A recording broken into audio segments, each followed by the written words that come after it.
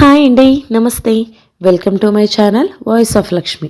శ్రీ శాంతారాం సూరపు గారు రచించిన తన మనము తోడైతే అనే రొమాంటిక్ కథను వినేద్దామండి. నీకు ఇప్పుడేం కావాలి అనునయంగా అడిగాడు స్వరూప్. నేనింకా కొన్నాళ్ళు కన్యగానే ఉండాలి, దృఢంగా చెప్పింది తన్మయ్. ఇంతటి అన్నాన్ని ఎదురుగా ఉంచుకుని ముడుచు కూర్చోవడం ఎలా? మనసులో అనుకుంటున్నది బయటికే చెప్పేశాడు స్వరూప్. అది మీ సమస్య, తేల్చి చెప్పింది తన్మయ్. సరే, లోపల అలజడిగా ఉన్నా బయటికి ఒప్పుకున్నట్టుగా అన్నాడు స్వరూప్. పీజీ చేస్తూ విద్యార్థి జీవితాన్ని స్వేచ్ఛగా అనుభవించాలి, మరో పేచీ పెట్టింది తన్మయ్. స్వేచ్ఛగా అంటే అందులో మగ స్నేహితులు కూడా ఉంటారా? అనుమానం వ్యక్తం చేశాడు స్వరూప్. చెప్పలేను, భుజాలు ఎగిరేసింది తన్మయ్. కొన్నాళ్లు కన్యగా ఉండడం ఆమె అభిమతం కాబట్టి మగ స్నేహితులు ఉన్నా అనుమానించే పని లేదని సరే దానికి తలూపాడు స్వరూప్. నాది సాఫ్ట్వేర్ ఫీల్డ్ కాబట్టి ఆఫర్ వస్తే యూఎస్ వెళ్ళాలి తన్మయ్ అంటుండగా నాన్సెన్స్.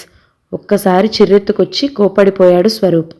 కాదని నా కెరీర్ అడ్డుకోవాలని చూస్తే అందాన్ని కాపాడుకోవడం కష్టం కానీ పాడు చేసుకోవడం సులువు. తినకో తిని కూర్చునో అది పూర్తిగా నా చేతిలోని పని, బయటవారి జోక్యానికి లొంగనిది హెచ్చరింపుగా అంది తన్మయ్. అతడికి భవిష్యత్తు అర్థమైపోయింది. ఆమె కోరిన దాన్ని ఒప్పుకోవడం మించి అతడికి మరో దారి లేదు. అతడికి అందం కావాలి, ఆమెకి అందలం కావాలి. అనుబంధం గుర్చిన ఆలోచన ఇద్దరిలో కొరవాడడమే ఈ అనర్థానికి కారణం. ఆమెను దాటి వెళ్ళలేడు, ఆమె దాటిని అడ్డుకోనూ లేడు. నిస్సహాయుడైపోయాడు స్వరూప్. ఆమె ఇష్టాన్ని తెలుసుకోకుండా తన ఇష్టానికి ప్రవర్తించి తప్పు చేశాడని అనుకున్నాడు. శోభనం గదిలోంచి బాల్కనీ వైపు నడుస్తూ తన్మయ్తో పరిచయాన్ని గుర్తు చేసుకున్నాడు. ఆ అమ్మాయిని ఐమాక్స్ దగ్గర చూశాడు స్వరూప్. ఆ సినిమా చూసి సమంతాన్ని గుర్తు చేసుకుంటుండగా సమంతాన్ని తలపించే అందం అతడి కళ్ళకి తళుక్కున తగిలింది. ఆ అమ్మాయిని చూస్తుంటే కోకిల కూసినట్టు, ఆమెని పూసినట్టు ఆహ్లాదంగా అనిపించింది. సరిగ్గా అలాంటి అమ్మాయి కోసమే అతడు కలలు కంటూ అన్వేషణ సాగిస్తున్నాడు. కలలు కనడం అతని ప్రవృత్తి, ఆ కలల్ని కళగా మార్చి సొమ్ము చేసుకోవడం అతడి వృత్తి. అతడు యాడ్ ఫిల్మ్ మేకర్.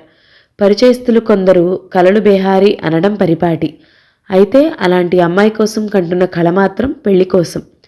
అప్పటికే అతడి కోసం అమ్మాయిల్ని చూడటంలో ఇంట్లో వాళ్ళు శతకం దాటి అతడితో అర్ధశతకం కొట్టించారు. ఎక్కడా స్థిరపడలేకపోయాడు. ఎంతో వెతికిన మీదట ఇంత సారూప్యంతో అతడి కలల రాణి కళ్ళ ముందు ప్రత్యక్షమైంది. ఆ అవకాశాన్ని వదులుకోకూడదు అనుకున్నాడు. ఆ అమ్మాయి స్నేహితులతో వచ్చినట్టుంది. వాళ్లంతా నిష్క్రమణ ద్వారం దాటి వెళ్లబోతుండగా వడివడిగా అటు అడుగులు వేశాడు. 2-3 అమ్మాయిలు వాహనాల కోసం నడవగా మరో 2 అమ్మాయిలతో వసారా దగ్గర నిలబడి నిరీక్షణ చేస్తోంది ఆ అమ్మాయి. క్షమించాలి, దగ్గరికెళ్ళి పలకరించాడు. అమ్మాయిలు 3 అతడి వైపు చూశారు. పరిచయం లేని ముఖం అనిపించి బ్రుకుటీ ముడిచారు. మీ ఇంటి చిరునామా లేదా మీ నాన్నగారి మొబైల్ నెంబర్ ఇస్తారా? తన కలల రాణిని ఉద్దేశించాడు. ఆ మాట ఊహించని ఆ రాణితో పాటు మిగిలిన 2 బిత్తరపోయి ఒకరినొకరు చూసుకున్నారు. ఇదేం కాలేజ్ ఎగ్గొట్టి రాలేదు, ఇంట్లో చెప్పే వచ్చింది. ఈ విషయం వద్దాం అనుకుంటే మోసపోతారు. వాళ్లలో ఓ గడుగ్గాయి ఎద్దేవా చేసింది. అయ్యయ్యో, అందుకు కాదు, పనుంది గాబరా పడ్డాడు స్వరూప్. ఇది కాలేజీకి వచ్చిపోయే దరిమిలా దారి కాసి బీట్ కొడతారా అడిగింది గడుగ్గాయ్. మరి రోమియోలా అనిపిస్తున్నానా? నవ్వాడు స్వరూప్. అంత లేదులేండి, ఇంటికెళ్ళి సెంటు పూసేలా ఉన్నారు, పక్కన మరో అమ్మాయి అంది. సెంట్ అంటే? అర్థం కాక అడిగాడు స్వరూప్. వాళ్ల చెల్లినో తమ్ముణ్ణో మచ్చిక చేసుకుని వలపు రాయబారాలు నడపబోతారని అంది మరో అమ్మాయి. మీరన్నట్టు రాయబారం కోసమే, కానీ వలపు రాయబారం కాదు చెప్పాడు స్వరూప్. మరి పలుపు రాయబారమా అడిగింది గడుగ్గాయ్. పలుపు రాయబారమేమిటి? మళ్లీ అర్థం కాక అడిగాడు స్వరూప్. అమ్మాయిలు అతన్ని మోసిస్తున్నారని అర్థమైంది. సాయం కోసం తన కలరాణి వైపు చూశాడు. ఆ సంభాషణకి ఆనందిస్తున్నట్టుంది. నవ్వు దాచుకుంటూ నిల్చుంది. దీని మెడలో పలుపుతాడు, అదే పసుపుతాడు కట్టి దొడ్లో అదే బెడ్లో కోలయ్యబోతారని అంటుండగా మిగతా అమ్మాయిలు వాహనాలతో వచ్చారు. ఆ 3 వెనుక ఈ 3 ఎక్కి కూర్చున్నారు. పని చూసుకోండి వెళ్తూ వెక్కిరించింది గడుగ్గాయ్. తన కలల రాణి ఎక్కి కూర్చున్న నలుపు తెలుపు స్కూటీ పెప్ నెంబర్ గుర్తుపెట్టుకున్నాడు స్వరూప్. ఆ నెంబరుతో నమోదు చేయబడ్డ విలాసాన్ని అంతర్జాలంలో పట్టుకుని ఓ విల్లా ముందు కారాపాడు స్వరూప్. లాన్లో కూర్చున్న ఓ పెద్ద మనిషి కనిపించి అటు నడిచాడు. ఆయన కూర్చోమన్నట్టు కుర్చీ చూపించి పనేమిటన్నట్టు చూశాడు. వచ్చిన విషయం విన్నవించి స్కూటీ వైపు చూపాడు స్వరూప్. పెద్దాయన వడిలో ఉన్న కుక్కపిల్లకి ఏదో చెప్పాడు. ఆ కుక్కపిల్ల ఇంట్లోకెళ్ళి ఓ ఆడపిల్లని వెంటేసుకుని వచ్చింది. ఆ పిల్ల దగ్గర తన జవరాలు వివరాలు తెలుసుకుని బయటపడ్డాడు స్వరూప్. తన్మయత్వంలో పడేసే తనువుకి తగిన పేరు అనుకున్నాడు. 3 నెలల బిడ్డప్పుడే 3 ఏడుల వయసప్పటి రూపాన్ని ఊహించి యోగ్యమైన పేరు పెట్టిన కామ, అదే కాబోయే మామగారు కాళ్లపై సాష్టాంగపడినా తప్పులేదనిపించి ఆ ఇంట్లో అడుగు పెడుతూ మొదటిగా అదే చేశాడు. అలా కాళ్లపై పడ్డ స్వరూప్ని చూసి కామ కలవరపడ్డాడు. ఆ కలవరపాటు అణుచుకుంటూ విషయం వాకబు చేయగా తన్మయి అంటూ ఉపోద్ఘాతంగా అన్నాడు స్వరూప్. మా అమ్మాయే చెప్పాడు కామ. నే వచ్చిన విషయం విన్నవించుకుంటాను. విషయంలోకి వచ్చాడు స్వరూప్. అక్కర్లేదు, అమ్మాయిని ఇష్టపడుతున్నారు అంతేనా అడిగాడు కామ. అంతేనా అంటే కష్టపడుతున్నాను కూడా చెప్పాడు స్వరూప్. కష్టపెడుతున్నారు కూడా నిష్ఠూరంగా అన్నాడు కామ. అర్థం కాలేదు చెప్పాడు స్వరూప్. ఎవరో ఏమిటో కులం గోత్రం మంచు చెడు తెలియకుండా అమ్మాయిని అన్యాక్రాంతం చేయడం అంటే ఆగాడు కామ. అలా అనకండి, మీరు కన్యాదానం చేస్తే ఈ దీనుడి జీవితం ధన్యమవుతుంది వేడుకోలుగా అన్నాడు స్వరూప్. నేను నా కుటుంబం అన్యాయమైపోతామే అభ్యంతరం చెప్పాడు కామ. మళ్ళీ అర్థం కాలేదు అద్దింపుగా అన్నాడు స్వరూప్. ఏ పట్టింపులు లేకుండా మీ దర్జా హోదా చూసి పిల్లనిచ్చేస్తే రేపు పలువురికి ఏం సమాధానం చెప్పుకోవాలి? తన ఇబ్బంది చెప్పాడు కామ.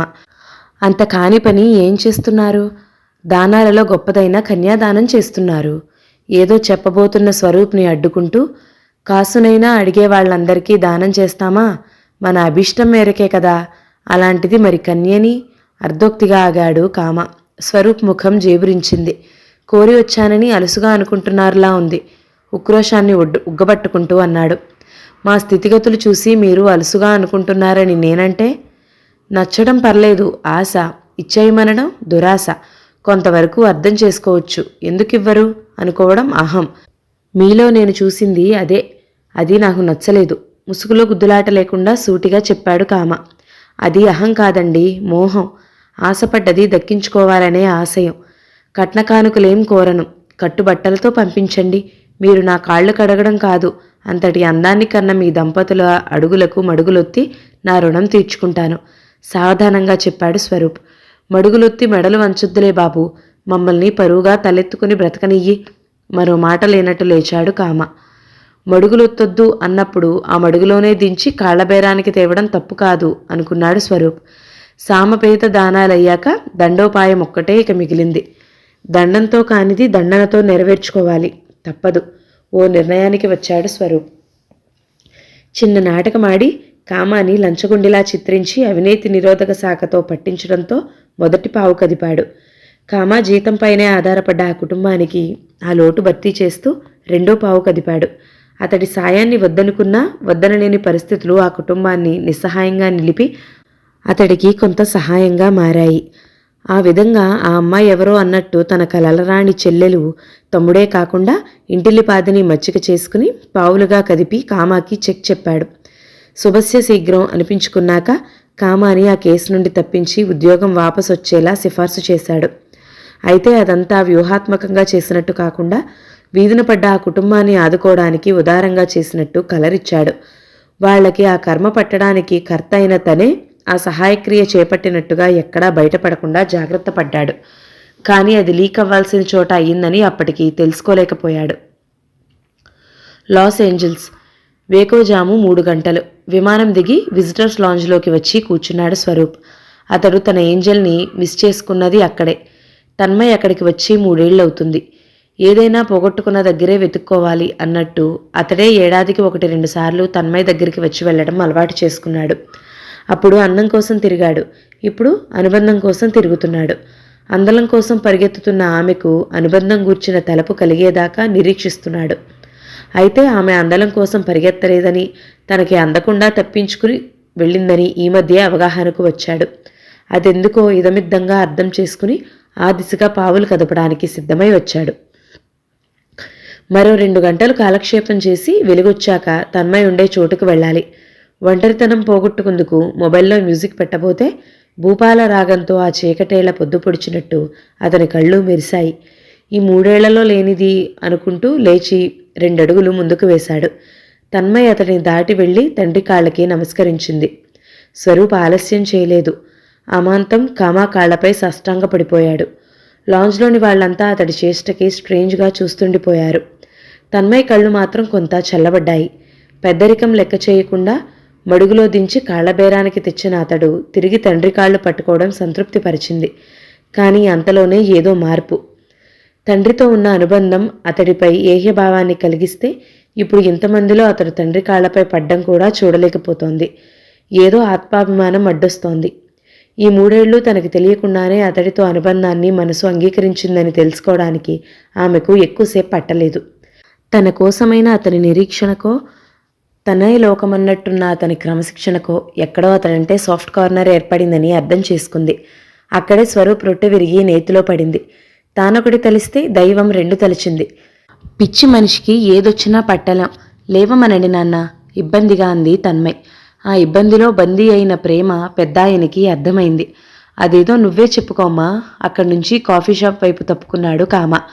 సుందరాంగులను చూసిన వేళలా కొందరు ముచ్చట పడనేలా, కొందరు పిచ్చిన పడనేలా క్షమించినట్టుగా చెప్పి స్వరూప్ని లేపే ప్రయత్నం చేసింది తన్మయ్.